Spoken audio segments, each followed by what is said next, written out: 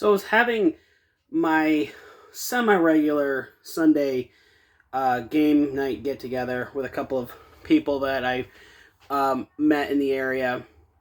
And we were checking out the new Disney Villainous expansion. Bigger and better. Recommend it. Lots of fun. A little bit of a difficulty spike. However, there's something about it that I find really endearing. I appreciate that they're making the newer characters more complex to play. Because some of the earlier ones are fairly easy to learn. And it got me wondering. I've talked about Villainous before. I have a video I made about it a while back, talking about the game and how it's played. But it got me thinking about like the weird stepbrother to the franchise, and that is the Marvel version of Villainous. And I haven't quite done a video on it, and I figured this would maybe be a stepping stone into that. But I wanted to talk about it because I had posted on social media a picture of me playing the new expansion, and later on I also posted another picture of like a tote that I have just built with, basically just put together, that has all of the individual character decks as well as any other pieces that go with them inside like these little plastic, like little snack holder cases. I got them from the Dollar Tree and put them in this giant tote, and basically it holds almost every Disney Villainous character in there except for the new expansion, which I cannot fit in there, so I have to invest in a larger storage tote. But that's where I keep all of them, and counting that box, that brings the total up to 21 total characters you can play for Disney Villainous. Marvel, on the other hand, Marvel Villainous, same concept but different. I was wondering, can you mix and match the Marvel characters with the Disney?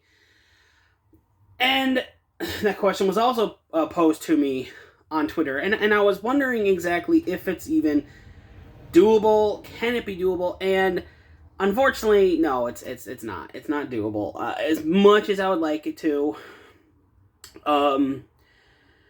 Currently with the Marvel version, like the core box right here comes with 5 characters, and there's one other expansion that came out shortly after that has another 3. So that puts the total Marvel Villainous player count to 8.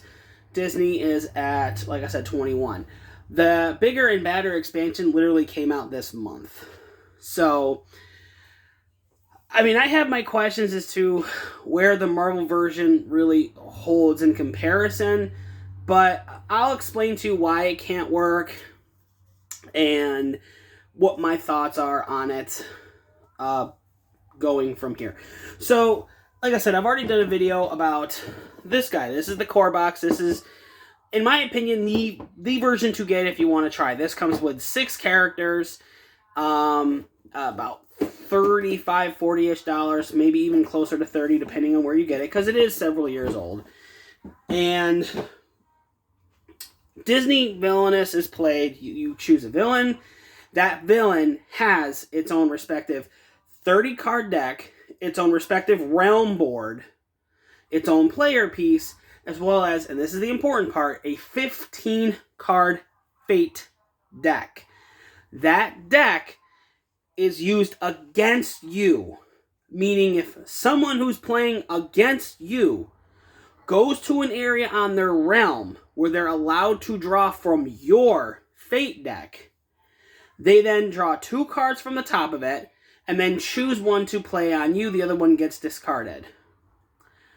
So, the fate decks are each character's own gotcha equivalent, whereas the respective deck you play is how you win the game.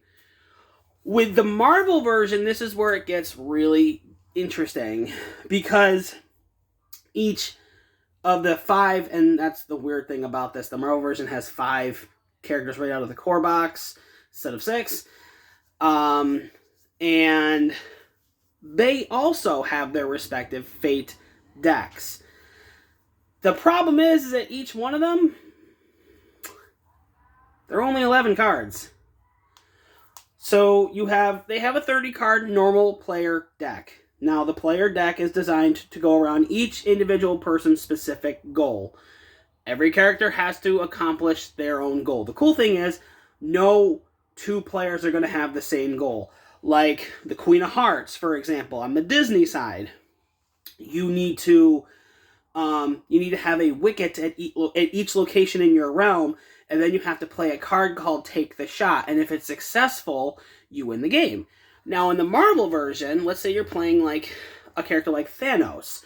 You have to get all of the Infinity Stones, and I believe you also have to have the Gauntlet as well, and that's how you win the game. I will say that Marvel version feels a little more complicated, but that's not a bad thing.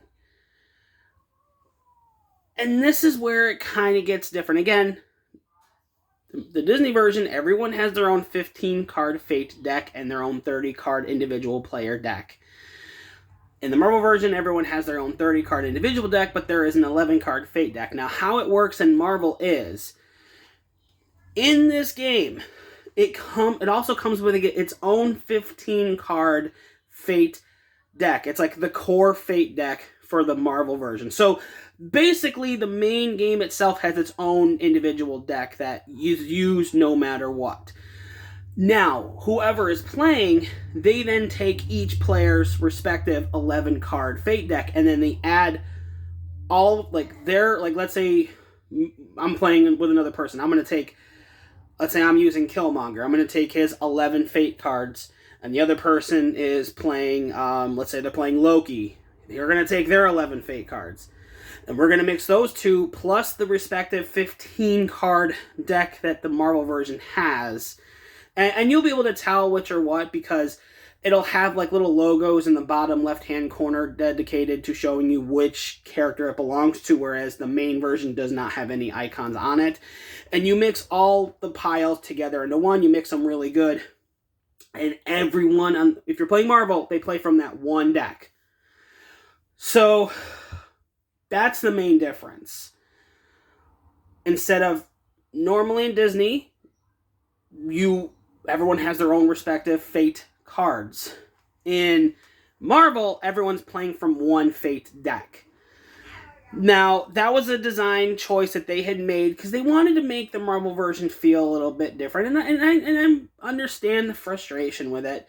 I'm frustrated that I can't mix and match. I mean, if Smash Up can bring in the Marvel universe, then bring in Skrulls and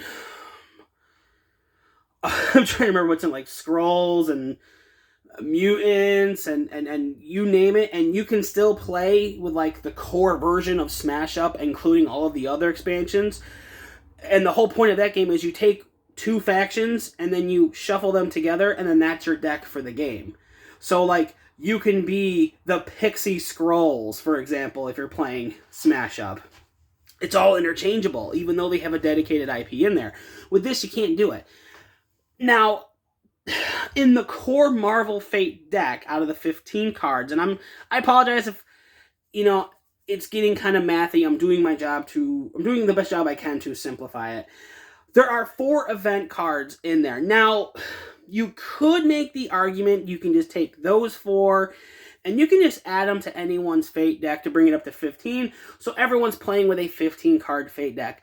Unfortunately, the event cards are only really meant to be played with the Marvel characters, because that's how the decks are designed.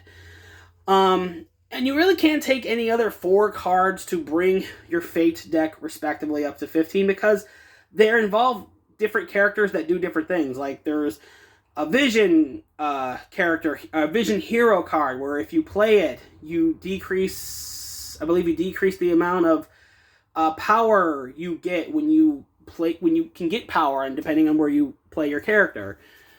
So it's not a good enough synergy to where it could work, and that's kind of the bummer, unfortunately.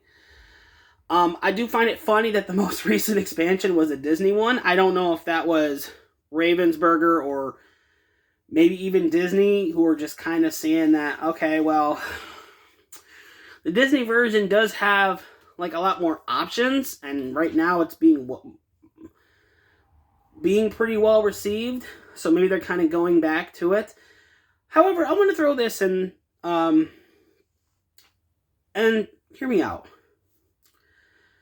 I'm all for companies trying to do something different to try and change how they play the game. For example, they made expansions to a game I love called Sagrada, which not only adds players, but it also adds different rules. So it changes how you play the game. And in an era where we can very easily get sucked into a video game and nothing really changes, it's nice to have a little variety. And that's what I feel like the Marvel version is. I feel like it's variety. It's something different. The way you play, still about the same, except for how you play the Fate cards. Kind of like, and I had this comparison on Twitter with a friend. Think of it like Magic the Gathering. You're always going to have like your standard games of Magic where I think it's like 60 card decks and you play against other people. But then there's Commander where you have bigger and bulkier decks and a Commander card that basically, is the main card that you want to play around. That's what I'm thinking of. I don't dislike Marvel Villainous. As a matter of fact, when I've only played it once, unfortunately. I just think it's a different flavor, and that's not a bad thing. I think it's meant to be played differently in its own way, so it's, distinguishable between the Disney version. And if you kind of think about it, like Disney feels like, family for everyone. Anyone can kind of get into it. It's not difficult. Pretty easy learning curve. Anyone can jump in. You can get really good if you know how to really play these kind of card games. Whereas the Marvel version, the tests are a little more complicated. You're all playing from the same deck that can negatively affect everyone. And your goals are a little more challenging to obtain. So to me, that's more of like you're turning the difficulty dial just a little bit. And that's why I have a respect for it. Now, again, it stinks that I can't interchange Marvel with Disney characters. And, I mean, you could maybe try mixing the 4 event cards in with your player Fate deck. But honestly, like I said, because there's one card that basically affects both people or everyone playing, and that's why I say you can't do that, because the Fate deck is only supposed to affect that one person. And now we're involving several cards that are going to affect everyone negatively, and seeing as how you're now playing cards that affect them, that are supposed to affect you. You see where I'm talking about? Now we're introducing like whole blanket effects where it's now hitting everyone, and that's where I think like the scale starts tipping in almost an unfair way. So that's why I just wanted to just touch on these. You got your amazing Disney version. You got your really good Marvel version, just a different flavor. And with all due respect, I'd say try them both out. Maybe I'll do a video on the Marvel Villainous one, because I do have thoughts on that one. Not the greatest. But I played it. I did enjoy it. I like how it doesn't feel like it's holding your hand nearly as much. However, I will also say, this guy right here, this does not hold your hand. Read that rule book. You're going to get lost. So that's this. That's basically the rundown of how both versions work and how, in my opinion, they can't really be interchangeable, which sucks. But I think they're both good and in their own way. Guys, thank you so much for watching. If there is a game or maybe something involving tabletop gaming related you want me to discuss and weigh my 2 cents in, for anyone who wants to hear me talk about it, let me know. And oh man, I don't know about you, but I need more of that new expansion. Yeah, Lotso Bear from Toy Story 3 is a playable character. And it's really cool how you can use Buzz Lightyear to go around and recruit like other hero cards to go back to your home area on Realm. But anyway, it's all good stuff. Thank you guys so much for watching, and have a good one.